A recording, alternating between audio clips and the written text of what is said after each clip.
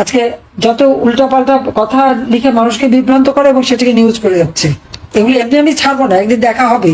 মানুষ হত্যা করা তো আমার কাজ না।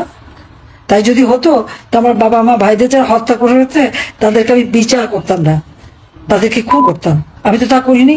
সাধারণ 8-10টা মানুষ তার আপনজন হারালে যেরকম বিচার পায়, ঠিক সেইভাবেই বিচার করেছে। হাজার হাজার পুলিশকে হত্যা করেছে, লাশ গুম করেছে, পা বেঁধে ঝুলিয়ে রেখেছে।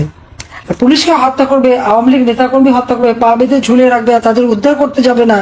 আর উদ্ধার করতে গেলে যদি কিছু হয় তার জন্য দায়ী কি? যারা উদ্ধার করতে যায় বা যারা নিজেদের আত্মরক্ষা করতে চায় তারা তো দায়ী না। যারা আক্রমণকারী বা যারা নির্যাতনকারী তারাই দায়ী। কিন্তু আমাদের দেশের উল্টো ঘটনা, যারা আক্রমণ করে নির্যাতন করে তাদের কিছু বলা হয় না, নির্যাতিতদের নিয়ে জেলে ঢোকানো হয়, মামলা দেওয়া হয়, তাদের উপর অত্যাচার করে, আর মারা গেলে তো লাশ ঝুলে পচে পচে যাবে, সেইভাবেই তাদের রাখা হয়। ক্ষমতা আসার পর থেকেই মনে হচ্ছে আওয়ামী লীগ সবথেকে বড় শত্রু। কেন আওয়ামী লীগ হবে? আর আমার নামে নানা রকম মিথ্যা বয়ান দিয়ে যাচ্ছে। আজকে দেখলাম কি চিফ প্রসিকিউটর নানা কথা বলেছে, সম্পূর্ণ ভুয়া মিথ্যা কথা। আমার উপর নাকি সেনাবাহিনী এসে চাপ দিয়েছে যেন পদত্যাগ করি। সেনাবাহিনী তো সে কথা কখনো বলেনি আমাকে, কেন বলতে যাবে? বা আমার উপরে কেউ কোনো চাপ দেয়নি। আমরা নাকি ছাত্র হত্যা করেছি, আমি চ্যালেঞ্জ দিচ্ছি। যে সমস্ত অভিযোগ এনেছে সব মিথ্যা, ভুয়া।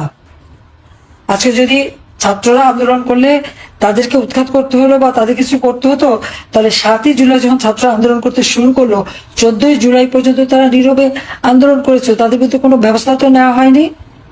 এই 7 জুলাই থেকে 14 জুলাই এই 10টা দিন তারা যখন আন্দোলন করে তাদেরকে একটা টোকাও পড়তে দেয়নি। মেয়েরা সারা রাত বসে যখন আন্দোলন করতো, আমারই পদত্যাগ চাইতো, আমি তাদের প্রোটেকশন দিতাম, তাদের নিরাপত্তা দিয়েছি। আমি কেন ছাত্র হত্যা করতে যাব? যখন 6 জন ছাত্র মারা গেল, তার শিক্ষক সাধারণ মানুষ মারা গেল, সাথে সাথে আমি জুডিশিয়াল এনকোয়ারি করে দিয়েছি। আমি হত্যা করলে নিশ্চয়ই জুডিশিয়াল ইনকোয়ারি কমিশন গঠন করতাম না, এবং তারা কাজও শুরু করেছিল। কিন্তু একের পর এক লাশ পড়তে শুরু করলো। এই লাশ কারা ফেলছে? এই লাশ ফেলছে ইউনূস নিজে। তার কারণ তার মেটিকুলাস ডিজাইনের অংশ। আর একজন লাশের ব্যাপারে পরামর্শ দিয়েছিল, ছিল তারেক জিয়া। লাশ পড়াও সরকার পড়ে যাবে। যখন এরকম একটা পর একটা লাশ পড়লো, এবং যে সমস্ত যারা আমাদের এই ছাত্রলীগের ছেলে পেলে, আওয়ামী লীগের ছেলে মানুষ, তাদেরকে হত্যা করেছে, যে সমস্ত ঘটনা ঘটেছে, সাথে সাথে আমরা তার ব্যবস্থা নিয়েছি। প্রত্যেকটা আহতকে চিকিৎসা ব্যবস্থা কে করেছে? আমি করেছি। 15 জুলাই